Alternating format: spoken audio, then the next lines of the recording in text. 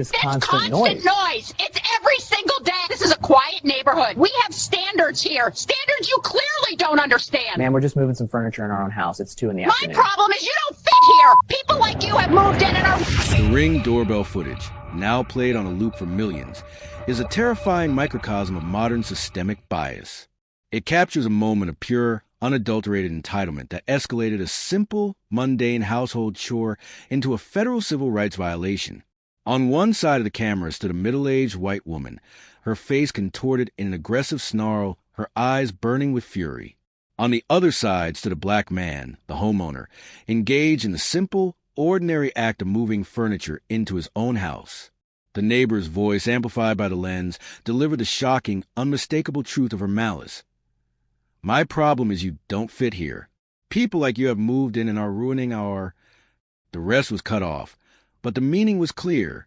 That man, the object of her fury and suspicion, was Judge Elias Vance, a 42-year-old newly appointed United States Federal District Court judge. He had just moved into his new home in Oakwood Estates, a historically white, affluent suburb of a major Midwest city.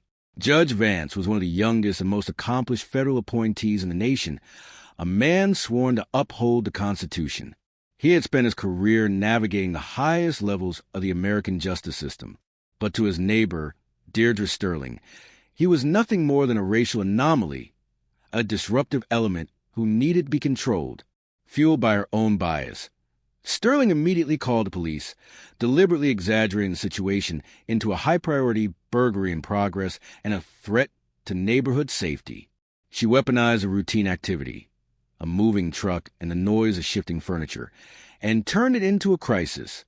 Officer Ben Carter, a rookie with barely a year on the force, responded. He was quickly overwhelmed by the neighbor's hysteria and his own flawed training, escalating the confrontation to the brink of physical assault. What followed was a disastrous 3-minute encounter captured not only on Judge Vance's Ring camera, but also on the body camera of Officer Carter. That footage would prove that the only crime being committed was a violation of a federal judge's civil rights. It would result in a crushing $5.5 million settlement paid by the city, permanent criminal charges for the aggressive neighbor, and the swift, ignominious end of Officer Carter's career. The total cost of one neighbor's prejudice and one rookie's incompetence was borne by the community.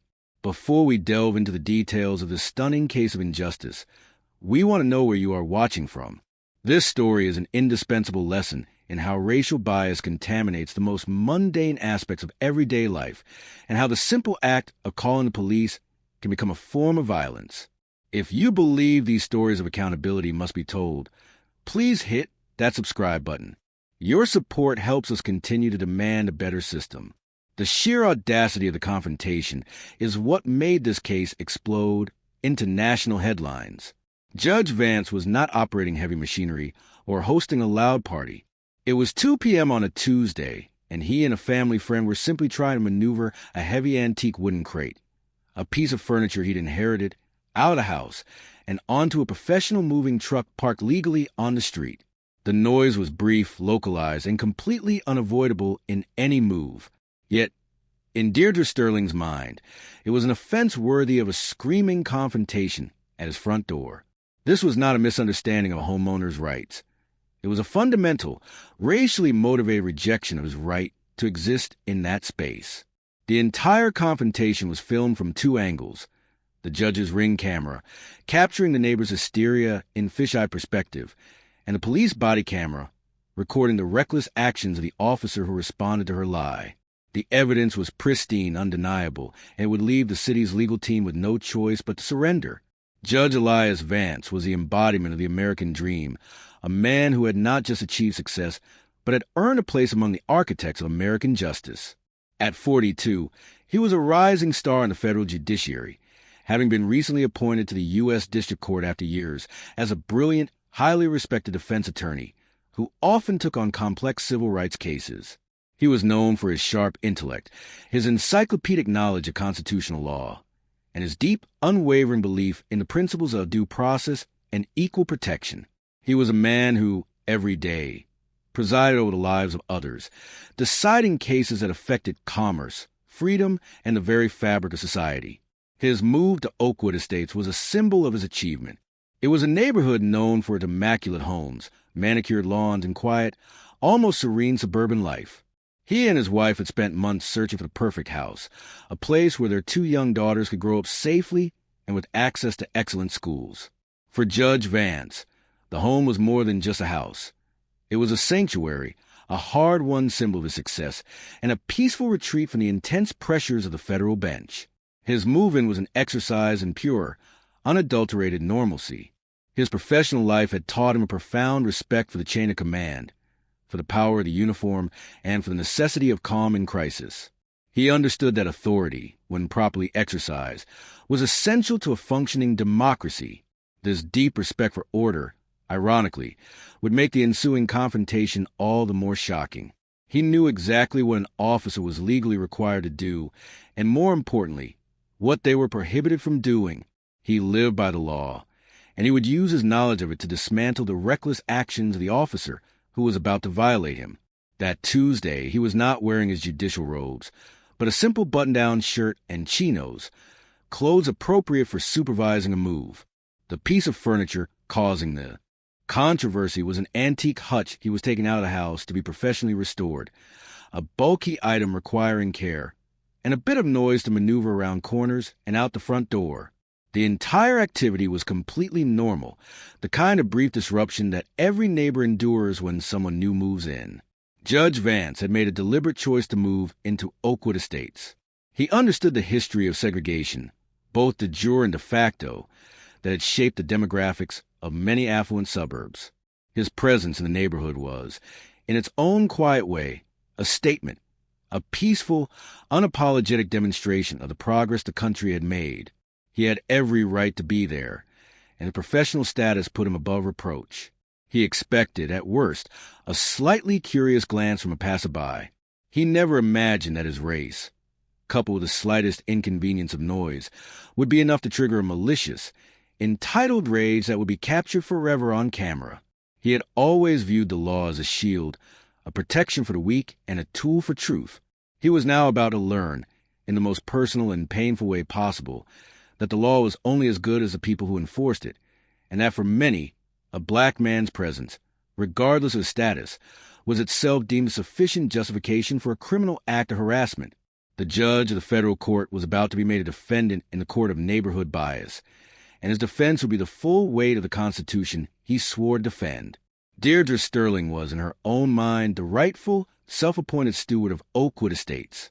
At 58, she had lived in her immaculately kept house for 3 decades, and she viewed the neighborhood not as a collection of individual homes, but as an exclusive club where she held the unwritten membership ledger.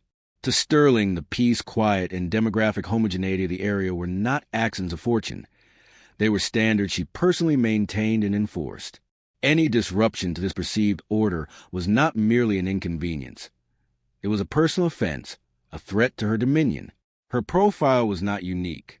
She was a quintessential entitled neighbor, the kind of person who uses neighborhood covenants and codes of conduct as a weapon against anyone she deemed an outsider. Her past was littered with minor, petty complaints to the HOA, a slightly overgrown bush, a car parked too close to the curb, a recycling bin left out an hour too long. Her complaints were not about property values. They were about control, about maintaining a rigid social and aesthetic hierarchy where she sat comfortably at the top. Her deep-seated bias was not always overt. It was couched in coded language, maintaining neighborhood character, preserving our standards and quality of life. But the arrival of Judge Vance, a successful black man moving into prestigious, 5-bedroom tutor on the corner, stripped away the polite euphemisms. For Deirdre Sterling, his presence was a clear, undeniable sign that the standards were slipping, that her neighborhood was changing in a way she could not accept. His success, his education, his high status, none of it registered. All she saw was a visual anomaly, the thing that violated her internal, racially biased neighborhood character blueprint. The noise from a moving truck, the brief shouts as the men maneuvered the heavy antique hutch, were not the true source of her fury. They were the flimsy, necessary pretext for a confrontation she had likely been preparing for since the for sale sign on Judge Vance's lawn was replaced with a sold sign. She stalked over to his house, the familiar confidence of a person who has never faced true consequence, fueling her rage. The Ring footage captured the moment of pure emotional malice. Her face was pressed close to the lens, her features distorted by the fisheye view, her voice shrieking her true intentions. This constant noise. It's every single day. This is a quiet neighborhood. We have standards here. Standards you clearly don't understand. And then came the devastating core of her prejudice. The phrase that would be played in courtrooms across the country.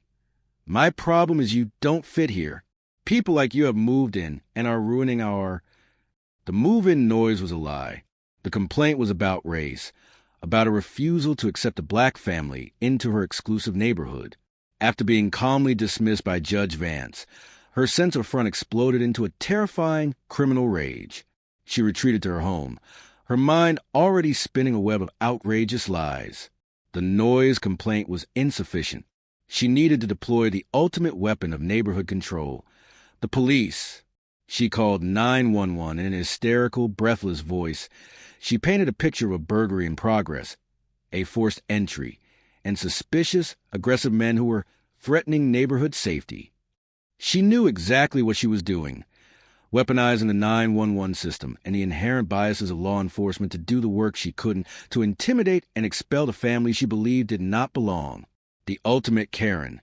She had just crossed the line from being an annoying neighbor to a malicious criminal, a fact that would soon be reflected on her own arrest warrant. Deirdre Sterling's 911 call was a masterclass in calculated deception, a deliberate and malicious attempt to turn a peaceful civilian activity into a high-stakes police emergency. The call came into the 911 dispatch center at 2:14 p.m., a mere 2 minutes after her confrontation with Judge Vance at the front door. The dispatcher's recording captured a woman barely able to contain her hysteria, though the hysteria itself was feigned, a performance designed to elicit a rapid, aggressive police response. "Yes, I need the police immediately," Sterling shouted into the phone. "There's a break-in at 318 Oakwood. It's a very suspicious situation. There's a giant unmarked moving truck and several men. They look aggressive. They're forcing a large crate out of the house. They're not supposed to be here. I told them to stop, and they became very agitated and hostile. This is a quiet, safe neighborhood. I think they're stealing." Every detail was designed to trigger the highest priority police response: break-in, unmarked truck, aggressive, hostile, stealing. Crucially, she emphasized a subtle, coded element of racial bias to the dispatcher, who was trained to record details that might assist the responding officers. "Yes, they're not residents. They're disrupting the whole street. They don't fit the profile of the people who live here. I think they might be armed." The last part was a blatant fabrication, a lie designed to introduce the element of officer fear and justify an aggressive, potentially deadly response. By the time the dispatcher hung up, the incident was coded as a Priority 1, burglary in progress with hostile, possibly armed suspects. This high-priority designation bypassed the usual routine of a neighborhood patrol car and triggered an immediate response from the closest available unit, Officer Ben Carter. Carter, the young, eager rookie, was patrolling just 3 blocks away. He immediately lit up his vehicle's lights and sirens, his adrenaline surging. This was a call he'd been waiting for, a major, high-stakes felony in progress. Officer Carter's mindset upon receiving the call was already corrupted by the caller's bias. He had not received a neutral report of noise. He had received a hysterical warning about aggressive, hostile suspects who don't fit the profile of the neighborhood. The fact that the caller was a nervous resident of an upscale, historically white area instantly validated her story in Carter's mind. He had been trained to protect the property and safety of the community, and in this context, the community was the nervous white caller, and the threat was the aggressive black men she described. The official police log would later reveal the damning chain of events: a legitimate residential move, a malicious, racially motivated 911 call, a wildly exaggerated report, and an immediate, aggressive response by an officer whose inexperience made him dangerously susceptible to the caller's prejudice.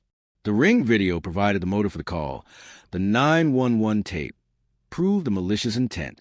Together, they form an unassailable record of a crime against Judge Vance, a crime that would soon be compounded by the recklessness of the responding police officer. Deirdre Sterling hadn't just called the police. She had knowingly and criminally set a trap, weaponizing the authority of the state against her new neighbors. Officer Ben Carter arrived at Oakwood Estates with lights flashing and siren silence a block away, a tactic used to maintain the element of surprise on a suspected felony in progress. He was operating on pure, unadulterated adrenaline, his mind locked into the mindset of an officer responding to a life-threatening burglary. He saw the neighborhood, immaculate, quiet, wealthy. He saw the source of the complaint, a large, unmarked truck blocking the driveway, a symbol of disruption, and he saw the subject of the complaint. Two black men in the process of maneuvering a large, dark crate toward the back of the vehicle. To the untrained, biased eye, the scene matched the hysterical 911 call perfectly. The narrative had been established, and Carter had no intention of questioning it. He slammed his cruiser into park, his movement sharp and aggressive. He did not pause to observe. He did not use his radio to try and verify the complaint. He did not take a moment to notice the professional demeanor of the two men, one of whom was clearly dressed in business attire. He was there to confront a threat, and his posture reflected it. His hand immediately went to rest on his duty belt, near the grip of his sidearm, a clear, aggressive telegraph of his intent to use force if his commands were not instantly obeyed. He shouted his first command, a loud, militaristic bellow that shattered the quiet of the affluent street. "Stop. Hands where I can see them. Step away from the truck." His tone was accusatory, his authority immediately asserted. Judge Elias Vance, who was momentarily focused on coordinating the move of the heavy crate, was blindsided. He had mentally prepared for a follow-up visit from the angry neighbor, perhaps a passive-aggressive complaint to the HOA, but not a full-force police ambush. He and his relative immediately dropped their end of the crate and slowly straightened up, raising their hands in a universal, practiced sign of compliance. Vance, ever the constitutional lawyer, sought to inject reason into the situation. "Officer, what is the problem?" he asked calmly, his voice steady. "We are the homeowners. We're just moving furniture into our house. This is not a break-in." But Officer Carter was deaf to reason. The simple explanation only fueled his suspicion. In his warped, prejudged reality, a hostile suspect would lie and try to talk his way out of an arrest. "I don't care what you say you are," Carter snapped back. "You match a suspect description for a felony in progress. I said step away from the vehicle and turn around. Now." He had now definitively and publicly labeled the federal judge a felony suspect. The confrontation was escalating rapidly, fueled by the neighbor's lie and the officer's unwillingness to engage his brain before his authority. Vance saw the danger immediately. He was dealing with a rookie who was clearly high on adrenaline and desperately seeking a physical confrontation. He made a deliberate choice to stand his ground, a line in the sand drawn not out of defiance, but out of constitutional principle. He would not submit to an unlawful detention and arrest. He would not allow the neighbor's malicious lie to succeed.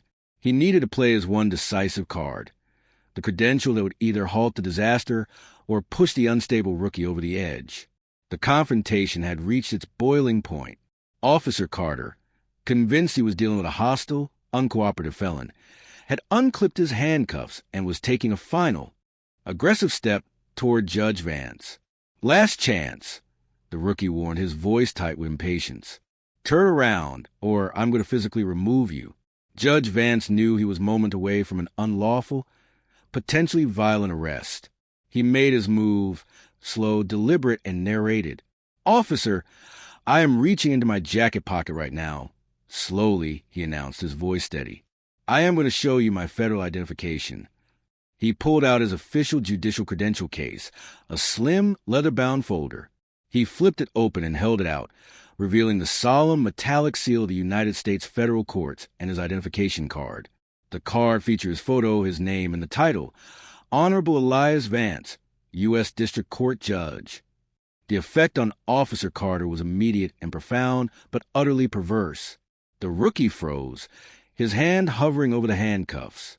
He stared at the card, the full, crushing weight of the federal judiciary staring back at him. For a moment, the immense gravity of his error, attempting to arrest a federal judge on the lie of a hysterical neighbor, paralyzed him. Any other officer, any competent, properly trained professional, would have instantly lowered his guard, apologized profusely, and backed away. But Officer Carter's ego and pre-existing bias were too strong to be broken by a mere card. His brain, already committed to the narrative of a hostile criminal, desperately sought to rationalize the unsettling reality. He chose the most reckless, insane option: disbelief. "That could be fake," he sneered, his voice still tense with suspicion. "You can get those made online. I'm taking you in until I can verify this." This was the final, unforgivable failure. The deliberate refusal to believe an official federal government identification was the ultimate act of constitutional ignorance and professional negligence. Judge Vance, a man whose word carried the weight of the federal court, stared back in stunned disbelief. "Officer," the judge said, his voice now dropping to a dangerously calm level, "you are talking about a United States federal judge. I am a representative of the Department of Justice.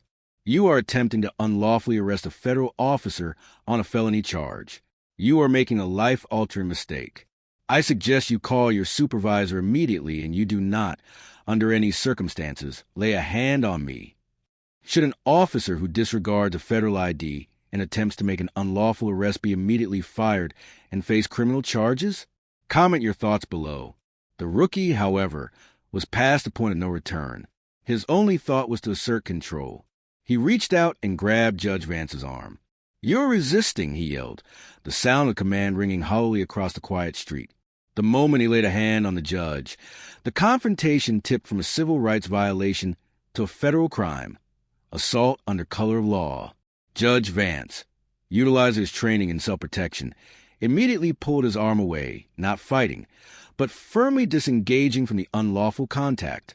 The ring camera and the body camera recorded the physical altercation as it began: the direct, unprovoked assault on a sitting federal judge over the act of moving a piece of furniture into his own home. Just as Officer Carter initiated the physical confrontation, violently grabbing Judge Vance's arm and yelling, "Stop resisting," the distinct sound of a second police vehicle pulling up to the curb cut through the chaos. It was Sergeant Alex Ramirez, a 15-year veteran of the Springfield Police Department and Carter's sector supervisor. He had overheard the rookie's increasingly frantic and unprofessional radio traffic and had decided to personally intervene before the situation completely imploded. Sergeant Ramirez stepped out of his vehicle and took in the scene, his frantic rookie physically grappling with a calm, impeccably dressed black man, a moving truck in the background, and the judge's official credential case lying on the ground where it had fallen. Ramirez's veteran instinct screamed catastrophic error. He did not hesitate. His voice was a calm, authoritative drill sergeant's bark. "Carter, stand down. Now!" Officer Carter, completely overwhelmed by adrenaline and the sudden appearance of his supervisor, instantly released Judge Vance. He stood panting, his hand still hovering near his weapon, the remnants of his ego visible in his aggressive, defeated posture. Sergeant Ramirez walked directly to the location of the dropped credential case, picked it up, and looked at the federal judge's ID. His expression immediately went from concern to a mask of absolute, paralyzing dread. He knew Judge Vance was. The judge's name had been on every city paper and evening news broadcast for months leading up to his confirmation. This wasn't just a lawyer. This was a high-profile, powerful official of the United States government. The severity of the rookie's error was instantly clear. Ramirez immediately turned to his rookie, his voice dropping to a low, cold whisper that was nonetheless fully captured by both body cameras. "Carter, get to your car. Shut off your camera. Do not say another word. You are on immediate administrative leave. Give me your badge and weapon." Officer Carter, his face draining of all color, fumbled a hand over the symbols of his failed authority. He was gone, a ghost in his own disastrous scene. Sergeant Ramirez then turned his attention to Judge Vance, his demeanor shifting to one of deep, apologetic respect. "Judge Vance," he said, holding out the credentials, "I am Sergeant Ramirez. I am profoundly sorry for what just occurred. This is completely unacceptable. Are you injured? Do you require medical attention?" The judge, though shaken, was composed. He accepted his ID back, carefully tucking it into his jacket. "My arm is a bit sore, Sergeant," he said, his voice level and steady. "But I am fine. What I need, Sergeant Ramirez, is every single piece of documentation regarding this stop. I need the 911 tape from the neighbor. I need a copy of Officer Carter's body camera footage. I need his training records. And I need a formal investigation open immediately. What happened here, Sergeant, was not a mistake. It was a clear, unprovoked assault under the color of law based on a malicious, racially motivated false report. The only reason I am not in handcuffs right now is because of this." He tapped his jacket where his ID was concealed. The veteran officer nodded, the full weight of the impending legal disaster settling on his shoulders. "Understood, Your Honor. Every piece of documentation you requested will be secured and delivered. I will contact the Lieutenant for Internal Affairs immediately. You have my word." The time for damage control had begun, but Sergeant Ramirez knew this was a damage control effort that was doomed to fail. The evidence was simply too clean, the victim too powerful, and the underlying bias too blatant. The Ring camera had captured the motive. The rookie's camera had captured the crime. The aftermath of the Oakwood Estates incident triggered an immediate and unprecedented dual investigation. The Police Department's Internal Affairs, IA, Division launched a standard review into Officer Carter's conduct, while the local district attorney's office, in close consultation with the U.S. Attorney's Office, opened a separate and far more serious criminal investigation into the actions of both Officer Carter and a hysterical neighbor, Deirdre Sterling. The IA investigation into Officer Carter was a formality. The body camera footage which Sergeant Ramirez had secured and locked down provided a textbook example of every violation possible in a single stop: unlawful detention without reasonable suspicion, aggressive escalation of a non-threatening situation, assault under color of law, and the inexcusable disregard of a federal government credential. The video was a death sentence for his career. IA's deep dive into Carter's personnel file confirmed the systemic failure. They found the FDO's original warning, the explicit note about his warrior over guardian mindset, and the recommendation for extended training that had been summarily overruled by a lieutenant under pressure to put bodies on the street. The failure was not unique to Carter. It was endemic to the department's rushed, negligent hiring and training process. The criminal investigation led by the district attorney's office focused on two parallel tracks. The first track examined Deirdre Sterling.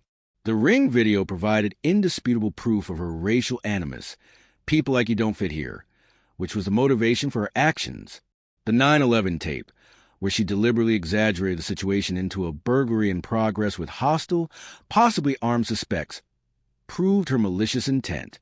The DA's office determined she had committed the crime of filing a false police report of harassment, charges rarely brought against affluent neighbors, but which were necessary here to fully address the crime committed against Judge Vance. The second track of the criminal investigation targeted Officer Carter. The U.S. Attorney's Office was specifically looking into a federal charge of assault under color of law, a felony charge for a police officer who uses force without justification. The charge was based on the fact that Carter had physically grabbed the judge's arm after his ID was revealed and after the judge had explicitly asserted his rights.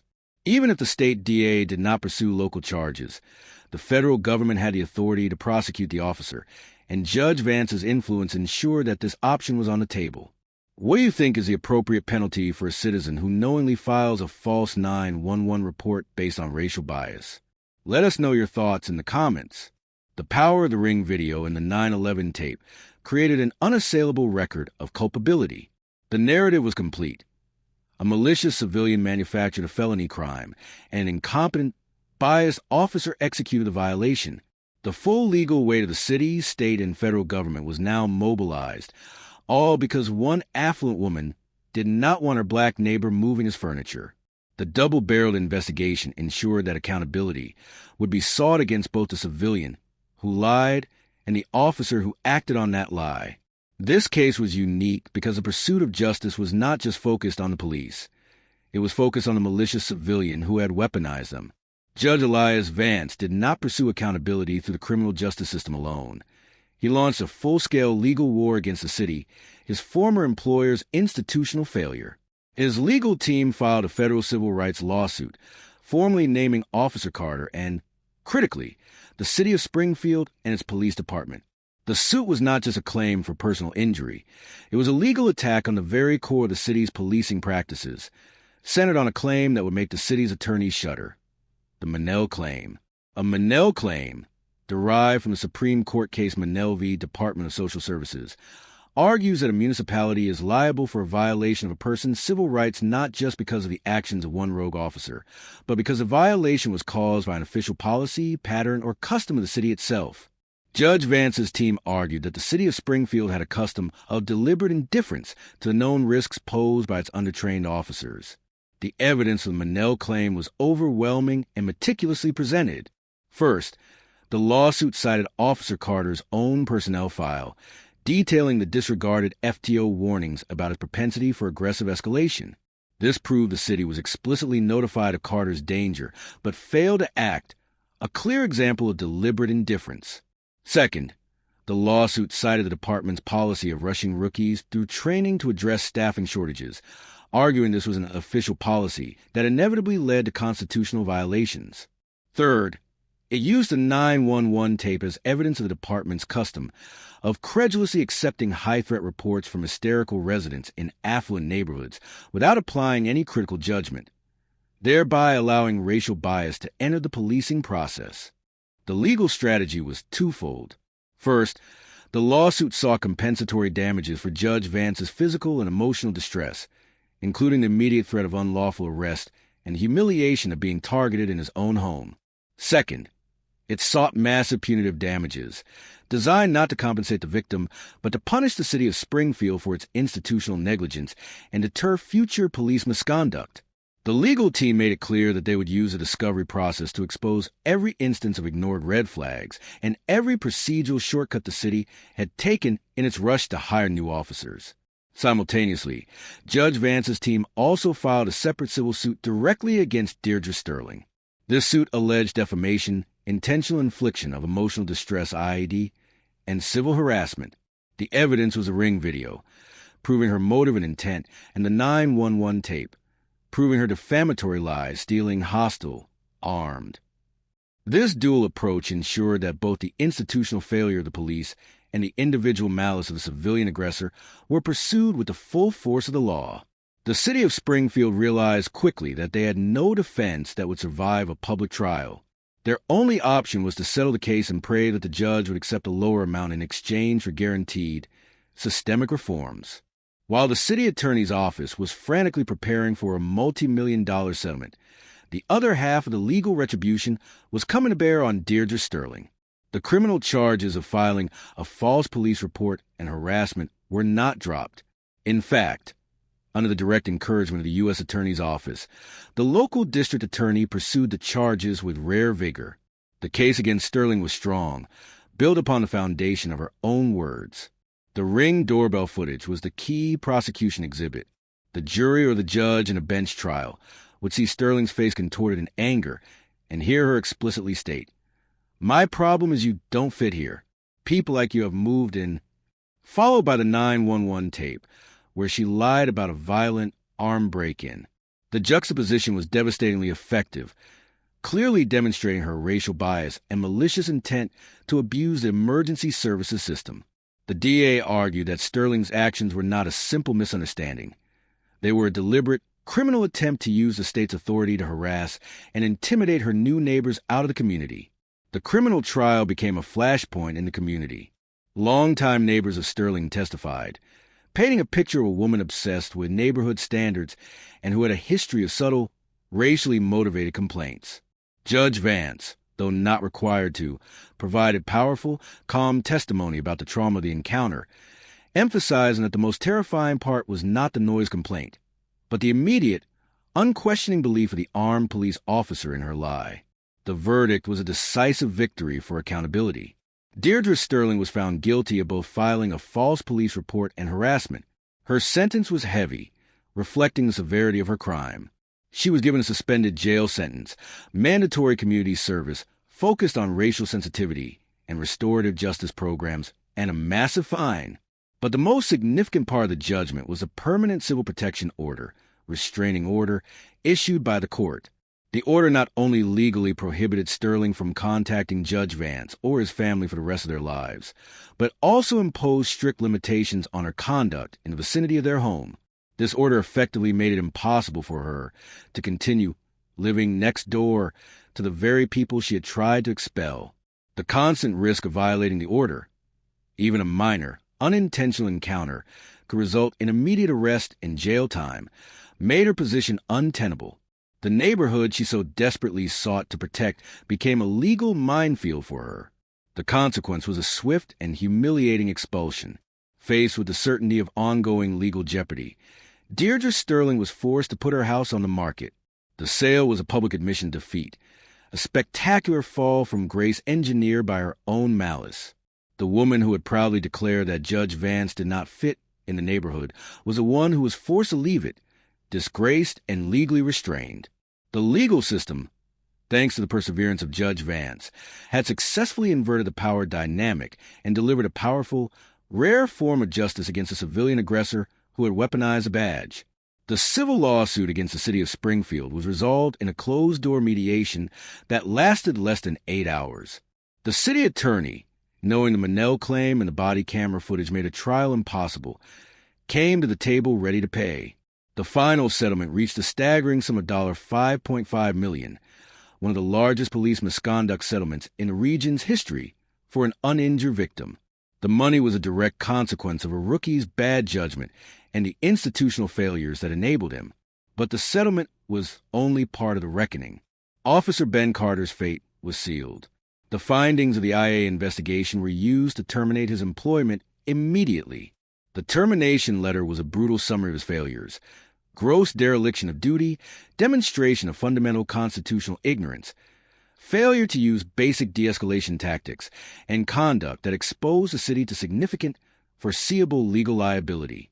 He was decertified by the State Post Commission. His name was added to the National Decertification Index, and his career was permanently over. He had spent less than a year as a police officer, and it would cost him the rest of his professional life. The consequences were also felt higher up the chain of command. Sergeant Ramirez, though credited with immediately intervening, received a formal written reprimand for initial failure to properly vet the nature of the high-priority call and for delayed communication of the incident. The lieutenant who had overruled the FDO's warning was demoted. The fallout extended all the way to the top. The police chief, under intense public and political pressure, was forced to announce his early retirement just 3 months after the settlement was finalized. The $5.5 million check was paid by the City of Springfield's liability fund, which meant the city's taxpayers bore the full financial weight of Officer Carter's arrogance and the department's negligence.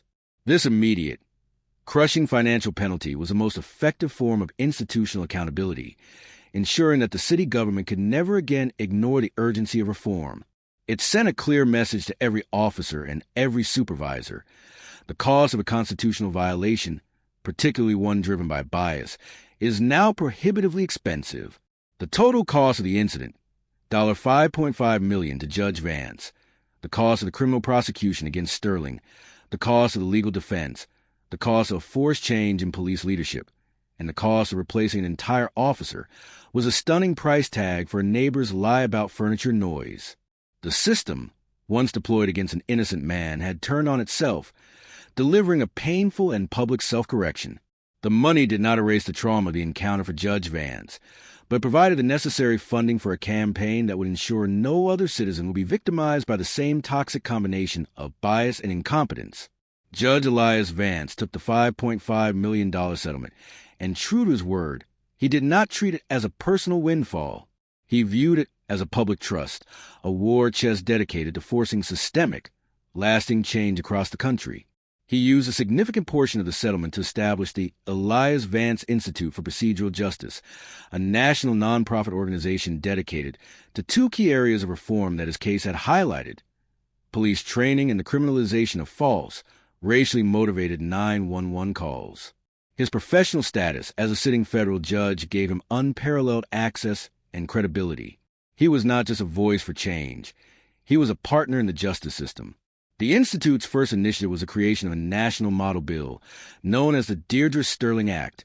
aim at criminalizing false, racially motivated 911 reports. The model bill classified such calls as a felony when they led to an aggressive police response or cause a violation of the victim's civil rights.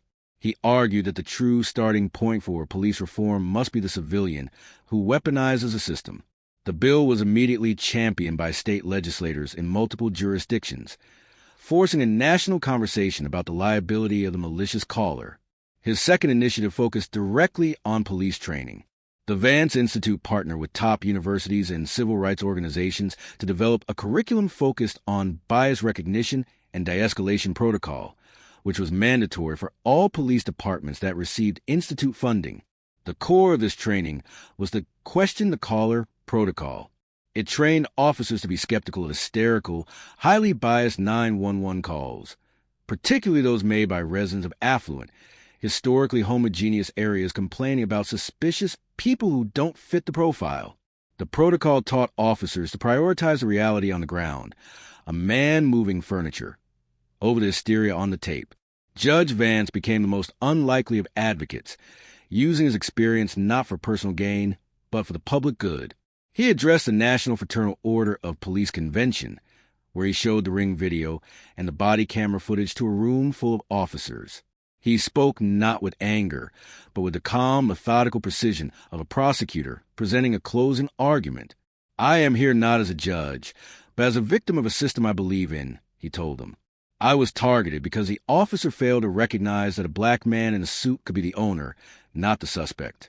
Your training must inoculate your officers against that bias." The cost of not doing so is $5.5 million, a ruined career, and the destruction of the public trust that is your only true authority. His advocacy was relentless, effective, and deeply personal. He turned his personal injustice into a national blueprint for accountability, using his own trauma as the foundational evidence for a new, powerful movement for procedural justice. The physical and legal consequences for Deirdre Sterling had a dramatic and highly public effect on the entire Oakwood Estates community. Her forced departure became a painful but necessary moment of collective self-reflection for a neighborhood that had tacitly allowed its homogeneity and sense of entitlement to fester. The community, once described by Sterling as a place of rigid standards, was forced to confront the ugliness that had been hiding behind its perfectly manicured lawns. The sight of Sterling's for sale sign and the knowledge of the criminal charges and the permanent restraining order that precipitated it was a clear victory for Judge Vance. The malicious civilian who had initiated the entire disaster was the one who was expelled. The legal system had correctly identified the source of the neighborhood's problem and removed her. The aftermath saw a subtle but profound shift in the community's dynamics. The neighbors, many of whom had quietly watched the confrontation from their windows, were now forced to choose a side. The majority, shamed by Sterling's actions and horrified by the national attention and the undeniable evidence of the ring video, rallied around Judge Vance. They organized a Welcome to the Neighborhood event, not out of pity, but out of a desperate need to cleanse the stain left by their former neighbor. The event, attended by local political and community leaders, was a symbolic repudiation of Sterling's prejudice and a public acceptance of the Vance family as not just new residents, but as valued leaders in the community. The local Homeowners Association, which had for years been controlled by people with Sterling's mindset, underwent a dramatic and necessary upheaval. The old guard was voted out, replaced by a new board that rewrote several of the restrictive covenants that had been used to enforce subtle forms of bias. The neighborhood was forced to realize that its standards had been corrupted by prejudice and that true quality of life meant inclusivity, not exclusivity. The case also served as a painful lesson to every civilian in the city about the danger of weaponizing law enforcement. The conviction and forced relocation of Deirdre Sterling were major deterrents, sending an unmistakable signal that in this jurisdiction, calling 911 based on racial bias would result in criminal prosecution and ruinous civil liability. The legal system had created a public consequence, so severe that the risk of a similar malicious call dropped dramatically. The cost of a lie was now greater than any perceived threat. Oakwood Estates had a choice to make. It could remain the place where a federal judge was targeted for moving furniture, or it could become a neighborhood that openly rejected that malice.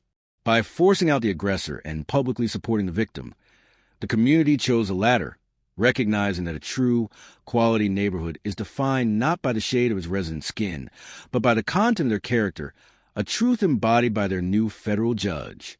The single most powerful piece of evidence in the entire case was the Ring doorbell footage. The camera, installed by Judge Vance for simple home security, inadvertently became the arbiter of truth, the chief witness in a federal civil rights lawsuit, and the foundation for a criminal conviction. Its wide-angle lens captured not only Deirdre Sterling's words, but also the raw, unscripted emotion and intent that lay behind them.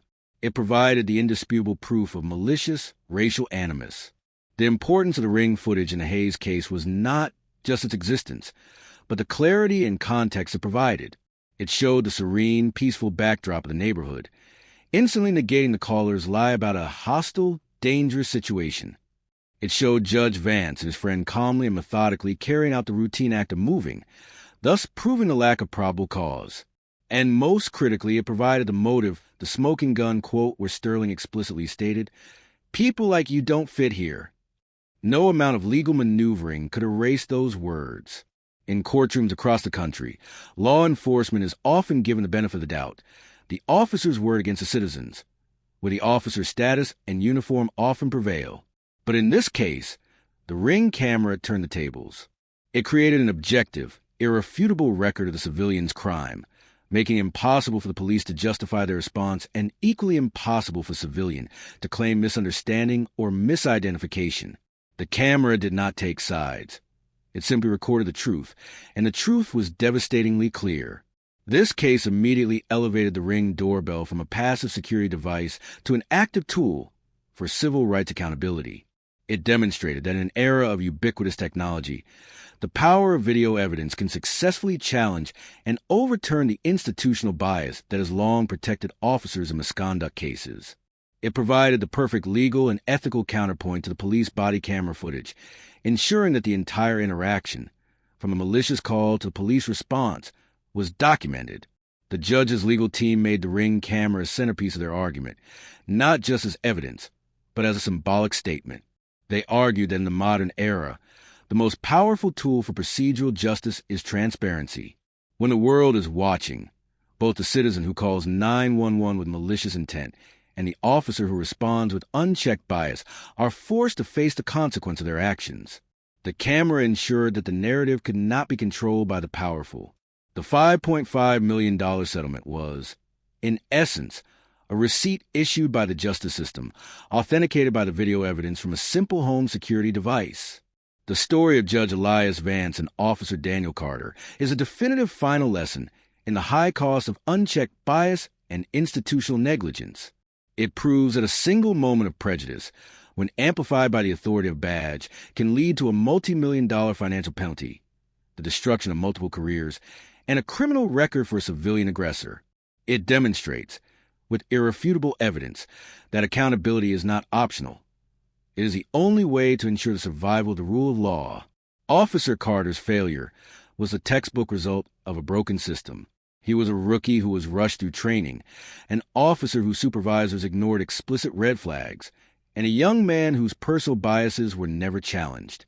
When faced with choice between the hysterical lie of an affluent white neighbor and the calm, rational truth of a professional black man, he chose a lie. He failed the most basic test of policing, the ability to assess reality over a stereotype. The power of Judge Vance's story lies in its inherent contradiction. He was a perfect victim, powerful, calm, credible, and fully documented by multiple cameras, but he was still treated as a dangerous criminal. This contradiction forces the public to confront the question he so eloquently posed. If this can happen to me, what happens to the thousands of others who lack a federal judge's ID and a multi-million-dollar legal team? The $5.5 million settlement, the decertification of the officer, and the criminal conviction of the neighbor are not the end of the story. They are simply the painful first steps of a long, arduous journey toward procedural justice. Judge Vance's foundation, his advocacy, and his commitment to the question the caller protocol are the true and lasting victory. He uses personal pain to write a new blueprint for reform, one that addresses the malice of the civilian aggressor and the institutional failure of the police in equal measure. Do you believe that body camera and civilian video footage should automatically be given more weight in court than an officer's verbal testimony when the two accounts contradict each other? Share your thoughts below. The system was forced to correct itself in a spectacular fashion, not because it wanted to, but because the evidence was too overwhelming, the victim too powerful, and the financial cost too high to ignore. The Ring camera recorded the civilian's bias. The body camera recorded the officer's crime. Both were held accountable. This is a new standard. And if you believe that the standard, transparency, accountability, and the relentless pursuit of justice must be the rule, not the exception, then hit that subscribe button. We will continue to be the force that pushes for better. We will not stop, because the only way to heal the system is to stop tolerating the sickness.